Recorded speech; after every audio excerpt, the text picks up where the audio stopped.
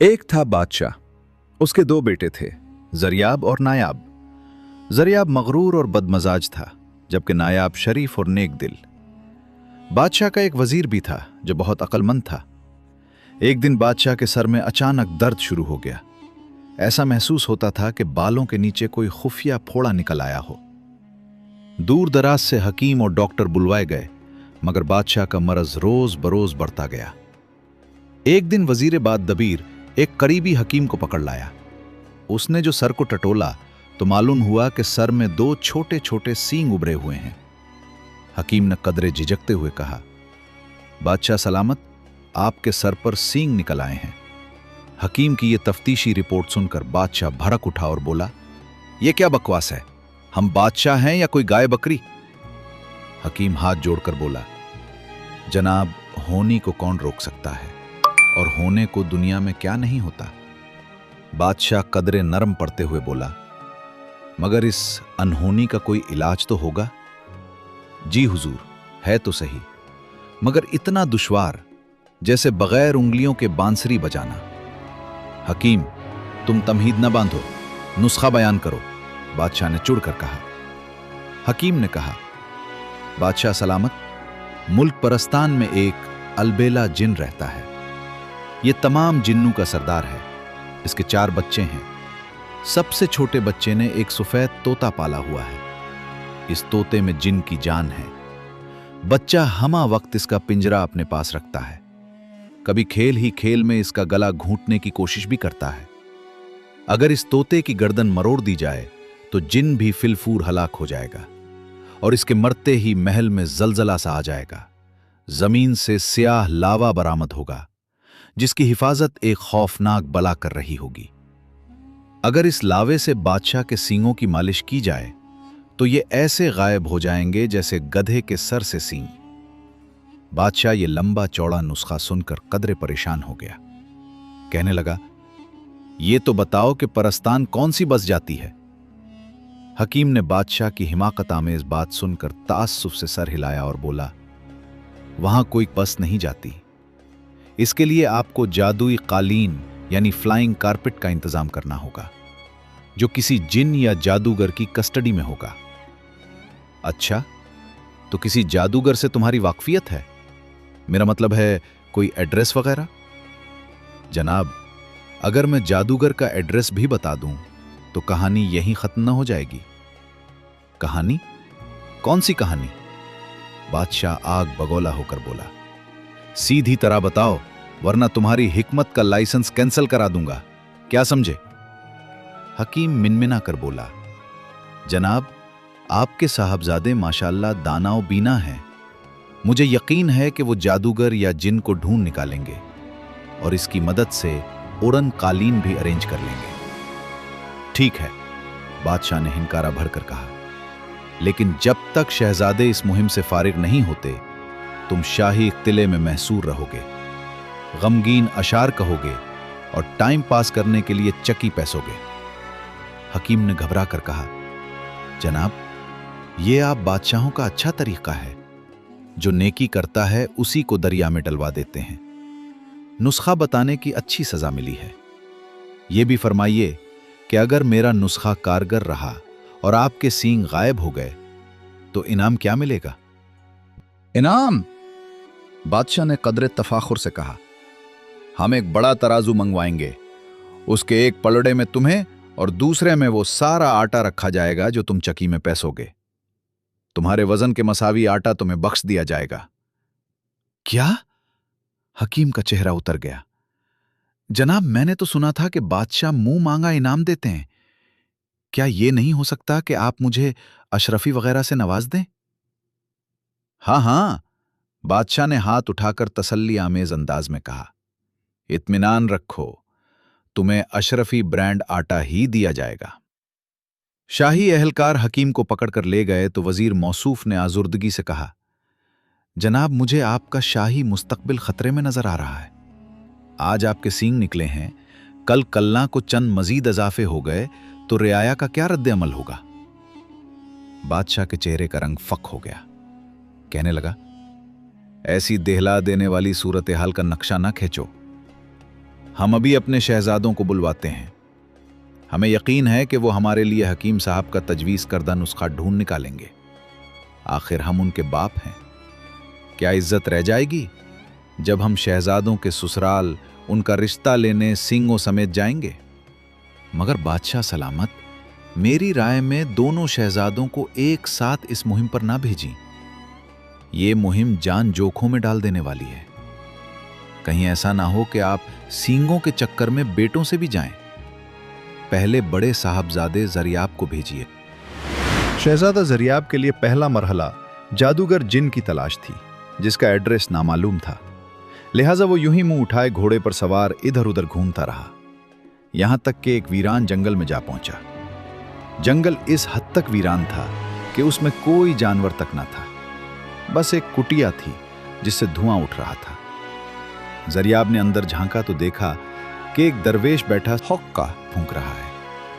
कुटिया की दीवारों पर जा बजा जर्द कागज पर बने खजाने के नक्शे आवेजां थे, मगर शहजादे ने उसमें दिलचस्पी जाहिर ना की। ऐसे छोटे मोटे खजाने तो उनके वालिद साहब रियाया से टैक्स के नाम पर निकलवा लिया करते थे। जरियाब को देखते ही दरवेश समझ गया कि यह यकीनन परिस्तान के जादूगर का एड्रेस मालूम करने आया है। दरवेश इस जंगल में सदियों से रहता आया था। अब तक दर्जनों शहजादों को परिस्तान का पता समझा समझा कर थक चुका था। चुनाचे उसने बोरियत से जमाई लेते हुए कुटिया के कोने में पड़ी पोटली की जानिब इशारा किया और कहा, वो पोटली उठा लो, इसमें तुम्हें तलिस्माती टोपी और जादुई अंगूठी मिल जाएगी। और हां, जाते हुए कुटिया का दरवाजा बंद करते जाना। यह कहकर दरवेश बाबा लंबी तान कर सो गया।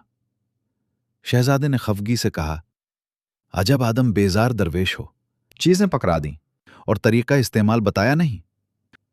दरवेश ने चादर का कोना मुंह से उठाया, तकिया के नीचे से एक पर्चा निकाला और झुलाकर बोला, ये लो, तरीका इस्तेमाल मैंने फोटो कॉपी करा कर रख लिया है।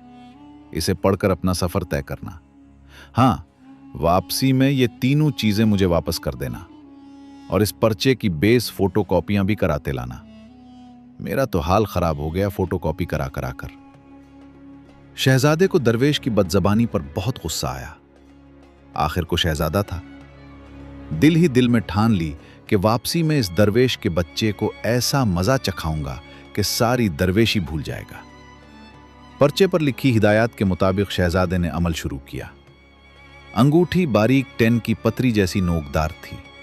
उसे पत्थर पर रगड़ा तो शहजादे का हाथ कट गया और भल भल खून बहने लगा।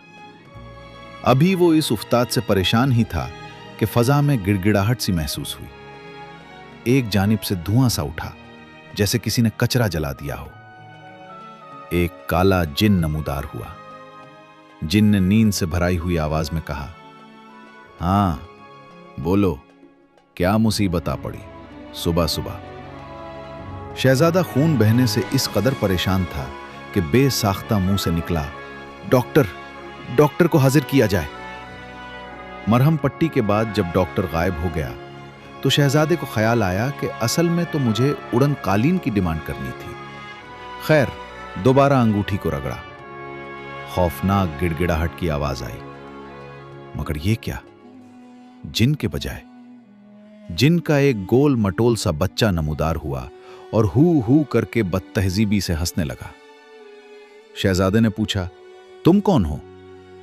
जिन के बच्चे ने कहा, अब्बा ने मुझे भेजा है। पहली बार वो खुद आते हैं और अगर कोई बार बार तंग करे तो मुझे भेज देते हैं। वैसे ही आप उंगलियां जख्मी करने के बजाय सीधी तरह हमारे मोबाइल नंबर पर ट्राई क्यों नहीं कर लेते? खैर, जल्दी बोलें, काम क्या है? शहजादे ने सोचा कि यह जिन सर्विस खासी नापिस है। बहरहाल आजमाने को बोला, उड़न कालीन हाजिर किया जाए ताकि हम परिस्तान के अलबेला जिन के इलाके का विजिट कर सकें। जिन का बच्चा बोला, ओहो, अलबेले जिन का बच्चा निराला जिन तो मेरा बेस्ट फ्रेंड है, आज उसकी बर्थडे पार्टी है। यह कहकर उसने चुटकी बजाई और एक मुख्तसर और घुसा पटा कालीन का टुकड़ा सामने आ गया। दोनों घुस घुसा कर बैठ गए। कालीन कैसे फजा में बुलंद हुआ, उसके गेयर और स्टेयरिंग वगैरह कहां थे? शहजादे को कुछ मालूम न हुआ। क्योंकि उसने टेक ऑफ के साथ ही आंखें बंद कर ली थीं। थोड़ी देर बाद जिन के बच्चे ने शहजादे को ऐसा धक्का दिया कि वो कालीन से तकरीबन लटक गया। गुस्से में आकर शहजादे ने एक जोरदार तमांचा जिन के बच्चे को रसीद किया। बस भाई, जिन के बच्चे ने तो रो रो कर आसमान सर पर उठा लिया। इसी लम्हे एक खौफनाक जिनानतनी नमूदार हुई और कालीन को उलट दिया। शहजादा ज़िरयाब रोता चलाता जमीन की उत्थाह गहराइयों की जानिब लड़कता चला गया। दिन गुजरते गए। बादशाह ज़िरयाब के इंतजार में सूख कर कांटा हो गया। उसके सींग घास की तरह तेजी से बढ़ते गए, यहां तक कि सर पर पहने हुए ताज को तोड़कर बाहर झांकने लगे। आखिर बादशाह ने अपने छोटे साहबजादे नायाब को बुलवाया और कहा, बेटा, हमें महसूस होता है कि ज़िरयाब किसी मुसीबत में फंस गया है। इधर मैं सींगों की वजह से सख्त परेशान हूं। अब यही सूरत है कि जिधर सींग समाएं उधर निकल जाऊं और राजपाट छोड़कर जंगल की राह लूं। रियाया के सामने शर्मिंदगी मुझसे सही नहीं जाती। नायाब ने कहा, अब्बा जान, आप फिक्र न कीजिए, मैं आज ही इस मुहिम पर निकलता हूं। आपके लिए स्याह लावा भी लाऊंगा और वापसी में अगर मूड हुआ तो भाई को भी लेता आऊंगा। अक्लमंद शहजादा नायाब जरा मुतफक्किर नहीं था। शहजादे ने सामान्य सफर इकट्ठा किया और हवा के घोड़े पर सवार तेजी से रवाना हुआ। जंगल की कुटिया में उसी दरवेश से मुलाकात हुई। शहजादे ने खाना निकालकर निहायत अदब से दरवेश को पेश किया। दरवेश कई रोज से भूखा था। उसने ये खाना पीट भर कर खाया। बहरहाल दरवेश की दी हुई अंगूठी को रगड़ने से जो जिन हाजिर हुआ वो खासी उजलत में मालूम होता था। बोला, जरूर तुम्हें भी परिस्तान जाना होगा, जिसे देखो मुंह उठाए चला आ रहा है। इस एहतजाज के बाद जिन ने शहजादे के लिए उड़न कालीन बिछा दिया। डायरेक्शन ऐसी रखी कि अगर रास्ते में किसी हवाई जहाज से टकराकर क्रैश ना हो जाए तो सीधा नराले जिन की छत पर लैंड करे। अलबेले जिन के महल में बहुत हलचल थी, क्योंकि उसके लाडले बेटे नराले की बर्थडे पार्टी थी। जिन की बीवी अनूखी ने जश्न सालगिरह की खुशी में घर की सफाई शुरू कर रखी थी। उसने सोचा कि उसका बच्चा बर्थडे टेबल पर तोते का पिंजरा भी जरूर रखेगा। चुनाचे उसने पिंजरा खोलकर तोता बाहर निकाल दिया और उसकी सफाई करने लगी। जिनका बच्चा उसके पीछे भागा तो वो उड़कर कपड़ों की अलगनी पर जा बैठा। जिन की बीवी ने कोई परवाह ना की, क्योंकि उसमें जिन की जान थी, उसकी नहीं। इतने में अलबेला जिन अपने कमरे से आदम्बो चलाता हुआ बाहर आया। बीवी ने तिंग कर कहा, आपको तो हर वक्त आदम्बो आती रहती है। इसी दौरान जिन की नजर तोते पर पड़ी तो हवास बाख्ता होकर बोला, यह तोता क्यों पिंजरे से बाहर है? तुम्हें मेरी जान की कुछ परवाह नहीं? बीवी ने पिंजरा झाड़ते हुए खफगी से कहा, तू किसी ढंग की जगह अपनी जान क्यों नहीं रखते? तोता अलगनी से उतरकर सहन में मटर गश्त करने लगा। शहजादे ने तिलिस्माती टोपी पहन ली ताकि किसी को दिखाई न दे सके। फिर चुपके चुपके नीचे उतर आया और आहिस्तगी से रुमाल डालकर तोते को छाप लिया। जिनकी बीवी ने यह मंजर देखा तो बदहवास होकर चीखी, अरे अरे नराले के अब्बा, देखिए तो सही, यह आपकी जान कहां जाकर अटक गई? जिन ने सुना तो उसके तो हाथों के तोते उड़ गए। बौखलाकर बाहर निकला, मगर नायाब के लिए इतनी मोहलत काफी थी। वो तोते को लेकर छत पर चढ़ गया। यह बोलने वाला तोता था। उसकी खास आदत यह थी कि वो मुखातिब के आखिरी अल्फाज दोहराता रहता था। नायाब ने चुमकार कर कहा, मिट्ठो बेटा, चूरी खाएगा? तोता बोला, खाएगा खाएगा खाएगा। नायाब ने पूछा, मिट्ठो बेटा गला दबवाएगा? तोता फौरन बोला, दबवाएगा दबवाएगा दबवाएगा। जूं ही नायाब ने तोते की गर्दन मरोड़ी, इसी लम्हे ऐसी खौफनाक गिड़गिड़ाहट पैदा हुई जैसे बैक वक्त कई आंधी, तूफान और जलजले आ गए हों।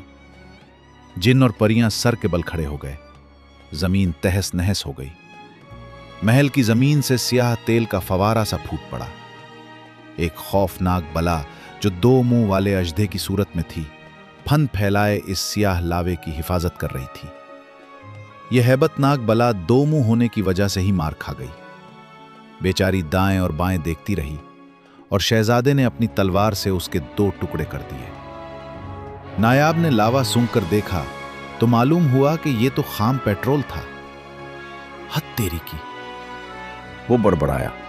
खैर, उसने तेल अपनी खाली मिनरल वाटर की बोतल में भर लिया। उड़न कालीन कहीं उड़ चुका था। इतने में एक नेक दिल परिजाद नमूदार हुई। उसने शहजादे को अपने परों पर बिठाया और वतन की तरफ उड़ने लगी। रास्ते में एक जंगल से गुजर हुआ तो देखा कि जुरियाब एक बेरी के दरख्त पर उल्टा लटका हुआ है। दोनों भाई गले मिले, पैदल वतन का रुख किया। घर पहुंचे तो बादशाह ने शानदार इस्तकबाल किया। सियाह लावा गर्म करके बादशाह के सर पर मिला गया तो सीन चुरमुराकर गायब हो गए। इसी दिन नायाब की शादी शहजादी नूरबाफ से हो गई और यूं सब हंसी खुशी रहने लगे।